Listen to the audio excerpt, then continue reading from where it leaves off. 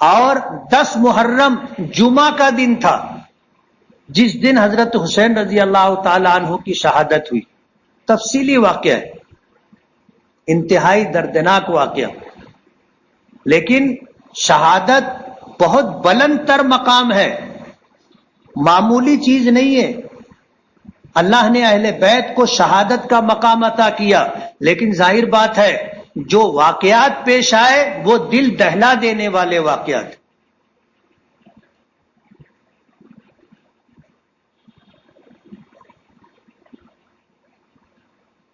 عاشورہ کا یہ دن جہاں اپنے اندر حضرت حسین اور اہل بیت کی شہادت کو لیے ہوئے ہے، وہیں اس دن کے اتنے سارے واقعات بھی. نبی کریم صلی اللہ علیہ وسلم جب ہجرت کر کے مکے سے مدینہ پہنچے تو آپ نے دیکھا کہ مکے میں یہود جو بنو قریظہ، بنو نذیر، بنو قینقاع قلعے بنا کر کے بستیاں بسا کر کے رہ رہے تھے، وہ لوگ عاشورہ کا روزہ رکھتے تھے. حضور پاک صلی اللہ علیہ وسلم نے ان سے پوچھا کہ تم آج کے دن روزہ کیوں رکھتے ہو؟ تو وہ کہنے لگے کہ یہی وہ دن ہے جس دن اللہ پاک نے بنی اسرائیل کو، یہودیوں کو فرعون کے ظلم و ستم سے نجات عطا کی تھی، اور حضرت موسیٰ علیہ السلام نے بطور شکرانہ اس دن روزہ رکھا تھا، تو ہم بھی روزہ رکھتے. حضور پاک صلی اللہ علیہ وسلم نے فرمایا نحن احق منکم بموسیٰ، کہ ہم تمہارے مقابلے میں موسیٰ سے زیادہ قریب ہے اور ہمارا زیادہ حق ہے اس دن روزہ رکھنے کا. حضور پاک صلی اللہ علیہ وسلم نے خود بھی عاشورہ کو روزہ رکھا اور اپنی امت کو بھی عاشورہ کا روزہ رکھنے کا حکم دیا.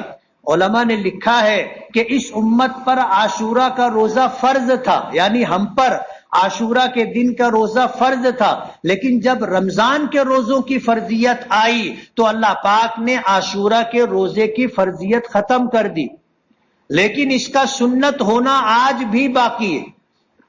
حضور پاک صلی اللہ علیہ وسلم نے فرمایا تھا جس سال آپ نے روزے کی شروعات کی تھی تو عاشورہ کا روزہ رکھا تھا، لیکن پھر اس بات کا اعلان کیا تھا کہ اگر آنے والے سال میں زندہ رہا، تمہارے درمیان رہا، تو 1 روزہ نہیں 2 روزہ رکھوں گا تاکہ اہل کتاب کی مشابہت نہ ہو، ہمارا عمل یہودیوں جیسا نہ ہو.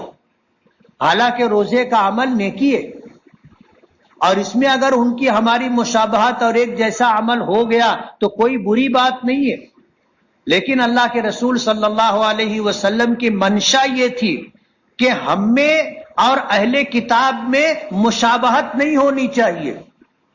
ان کا نبی الگ ہے، ان کی شریعت الگ ہے، میری امت میرے دین پر رہتے ہوئے ان سے مشابہت اختیار نہ کرے.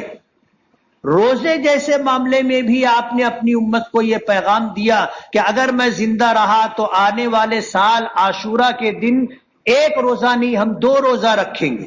اسی لیے علماء نے لکھا ہے کہ 1 روزہ رکھنا مکروہ ہے. عاشورہ کا صرف 1 روزہ رکھنا مکروہ ہے. روزہ رکھنا ہے تو 2 روزہ رکھیں گے، 9 تاریخ کا اور 10 تاریخ کا روزہ، یا 10 تاریخ کا اور 11 تاریخ کا روزہ، تاکہ اہل کتاب سے ہماری مشابہت نہ رہے. عاشورہ کے دن کے روزے کے متعلق آتا ہے کہ اس دن کا روزہ انشاءاللہ 1 سال کے گناہوں کی معافی کا ذریعہ ہوگا.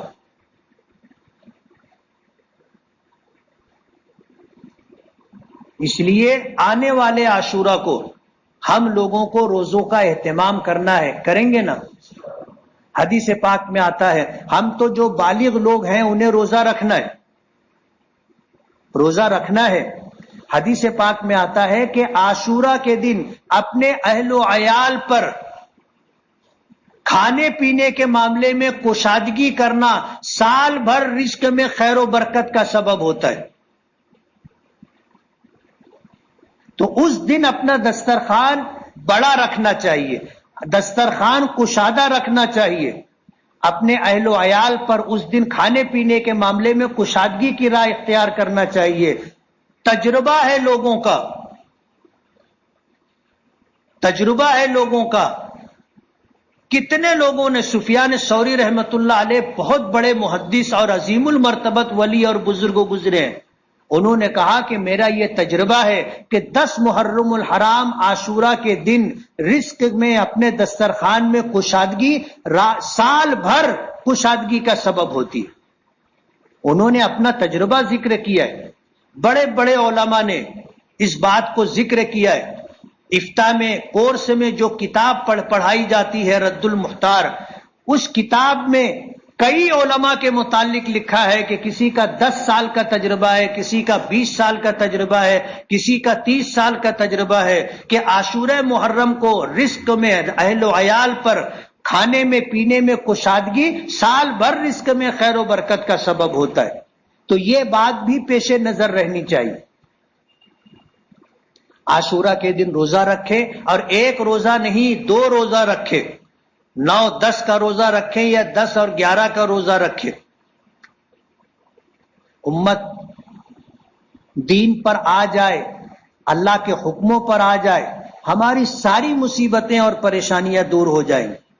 میں نے پچھلے ہفتے حضور کی دعا کا تذکرہ کیا تھا کہ اللہم انصر من نصر دین محمد صلی اللہ علیہ وسلم، اے اللہ اس شخص کی مدد فرما جو میرے دین محمد صلی اللہ علیہ وسلم کے دین کا مددگار ہو، وَخْذُلْ مَنْ خَذَلَ دِينَ محمد صلی اللہ علیہ وسلم، اور اس شخص کو ذلیل و رسوا کر دے جو محمد صلی اللہ علیہ وسلم کے دین کو ذلیل اور رسوا کرتا ہو۔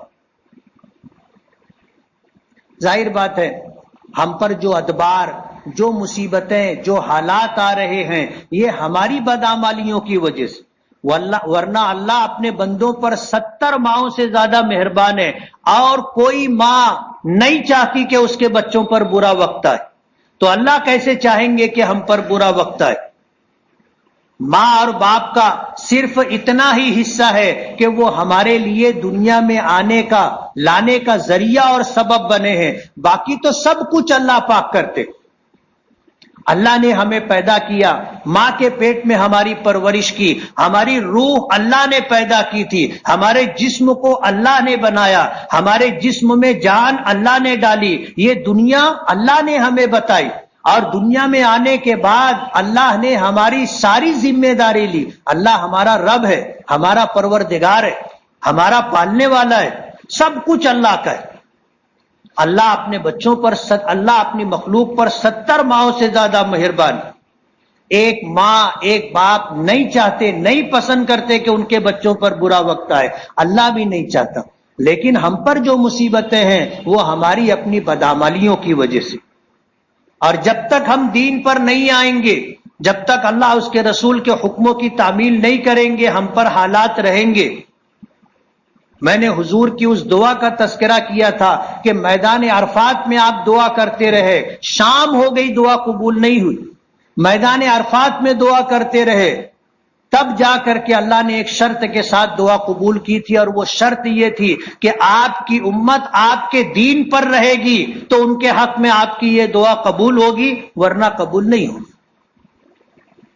امت بڑے حالات سے گزر رہی، ظاہر بات ہے اچھے اور برے سبھی لوگ ہوتے ہیں، ہم میں کوئی ایسا شخص نہیں ہے جو ہر عیب سے پاک ہو اور جس سے کسی قسم کے گناہ یا نافرمانی نہ ہوتے، جانے انجانے میں ہم سے ہوتا ہے یہ سب کچھ، اسی لیے ہمیں استغفار کا، توبہ کا حکم دیا گیا ہے کہ بار بار اللہ کی طرف رجوع ہوں، اور اللہ کو یہ ادا پسند ہے، آدمی توبہ کرے، استغفار کرے، روئے، ندامت کا اظہار کرے، آئندہ اطاعت و فرما برداری کا اظہار کرے، اللہ کو یہ ادا پسند ہے۔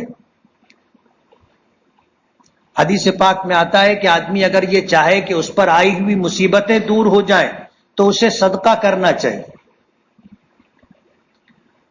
اگر بیمار ہو تو علاج صدقے سے کرنا چاہیے، حدیث پاک میں آتا ہے داؤ مرضاکم بالصدقہ، اپنے بیماروں کا صدقے سے